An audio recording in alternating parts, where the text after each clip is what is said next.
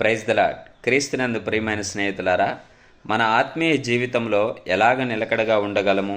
ఎప్పుడు తొట్టిల్లకుండా ప్రభు మార్గాన్ని ఎలాగ వెంబడించగలము?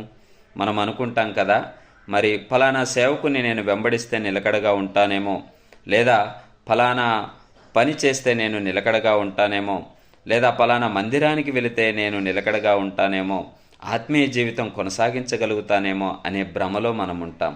అయితే వాక్యం ఈ రీతిగా సెలవిస్తూ ఉంది. 2వ కొరింథీయులకు రాసిన పత్రిక పౌలు రాస్తూ అంటాడు, 1వ అధ్యాయము 24వ వచనంలో, విశ్వాసము చేతనే మీరు నిలకడగా ఉన్నారు. అర్థమైందా? మనము నిలకడగా ఆత్మీయ జీవితాన్ని కొనసాగించగాలి అంటే విశ్వాసముతోనే నిలకడగా ఉండగలుగుతాం. దానికి మించి వేరే మార్గమే లేదు. ఎప్పుడైతే నువ్వు ప్రభునందు విశ్వాసం ఉంచుతావో ఆయన నిన్ను ప్రతి స్థితిలో, ప్రతి పరిస్థితిలో నిలకడగా ఉండేట్లు నిలబెడతాడు.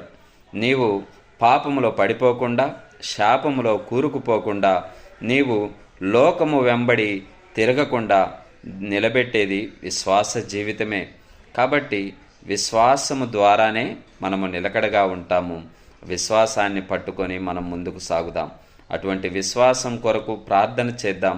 ఆయన యందు ఎక్కడ అపనమ్మిక లేకుండా, నాకు అల్ప విశ్వాసం లేకుండా నాకు కృప దయచేయి ప్రభు అంటూ ఆయన వేడుకొని విశ్వాసము ద్వారా నిలకడగా మనము ప్రభువులో కొనసాగుదాం.